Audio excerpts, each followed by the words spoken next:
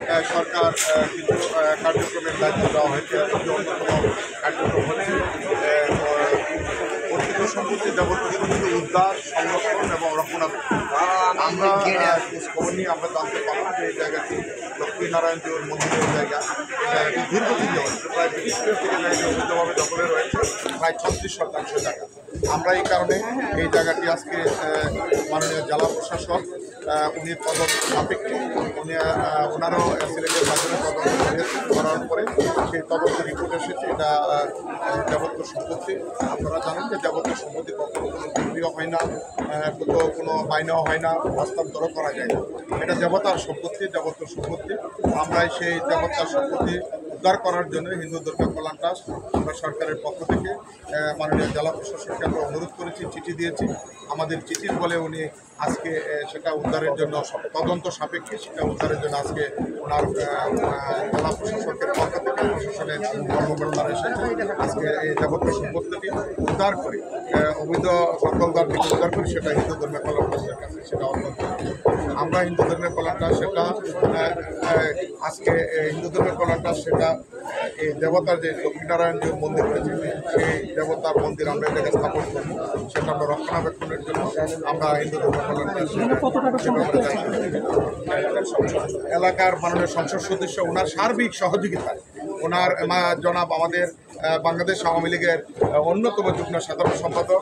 আপনারা জানেন যে দ্বাদশ জাতীয় সংসদের নির্বাচনে ঢাকার মহানগরের অন্যতম আসন ঢাকা ৮ আসনের জনপ্রিয় জাতীয় সংসদ সদস্য আমাদের প্রিয় নেতা জনাব কৃষিবিদ আবু মোহাম্মদ নাসিম মাননীয় সংসদ সদস্য ওনার তত্ত্বাবধানে ওনার সার্বিক সহযোগিতায় উনি মাননীয় জেলা প্রশাসনকে ফোন করেছেন। দফায় দফায় আমাদের সাথে উনি বৈঠক করেছেন যে অবৈধ দখলদার উচ্ছেদ করে যে দেবতার জায়গা দেবতার জায়গাটা উদ্ধার করে হিন্দু ধর্মীয় কল্যাণ ট্রাস্টকে উনি বুঝিয়ে দেওয়ার জন্য উনি জেলা প্রশাসনকে অনুরোধ করেছেন এবং জেলা প্রশাসক আজকে সে জায়গাটি অবৈধ দখলদার উচ্ছেদ করে আমরা হিন্দু ধর্মীয় কল্যাণ ট্রাস্টের কাছে সেটা হস্তান্তর।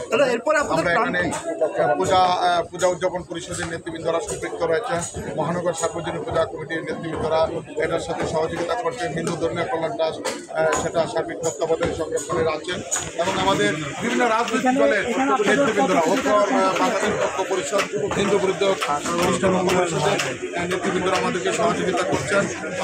আমাদের বাংলাদেশ আওয়ামী লীগের রাজনৈতিক নেতৃবৃন্দরা আছেন, তারা সহযোগিতা করছেন।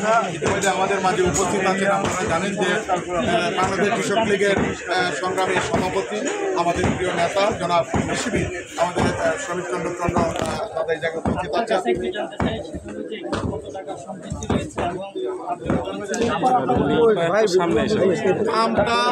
দামটা আসলে আমি সঠিকভাবে বলতে পারবো না কত টাকা।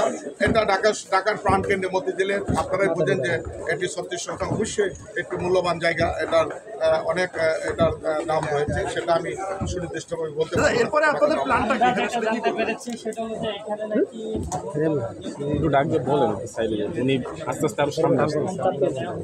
নো এরকম কোনো সিদ্ধান্ত নাই, সরকার ডাবল নো এটা যারাই এটা অপপ্রচার যারাই বলছেন এটা মন্দির হবে, মন্দির রক্ষণাবেক্ষণের জন্য হিন্দু ধর্মের কল্যাণ ট্রাস্ট সে ব্যাপারে কাজ করবে যেভাবে আমরা সরকারের যে নির্দেশনা হয়েছে।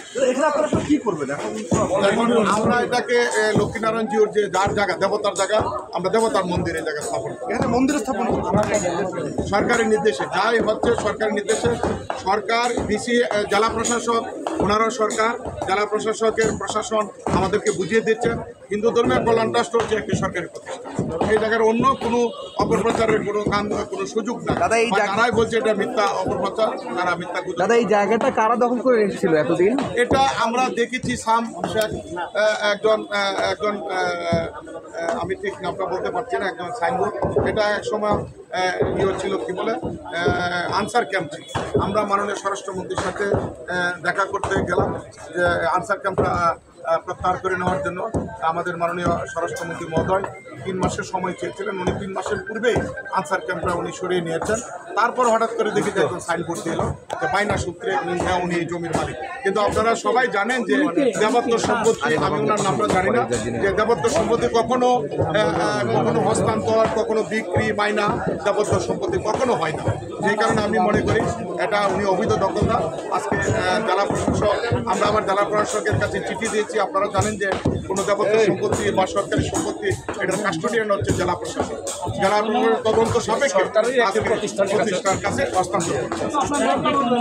নামটা একটু বলে দেন দাদা, পুরো নামটা বলে দেন, হয়েছে আর প্রশ্ন না। না, নামটা আমি ভুলে গেছি। নামটা তো না, ওই নামটা বলতে হবে না দাদা, আপনার নামটা পুরো বলে দেন দাদা। আমার নাম সুব্রত পাল, আমি হিন্দু ধর্মের কল্যাণ ট্রাস্টের ভাইস চেয়ারম্যান। ভাইস চেয়ারম্যান পাল।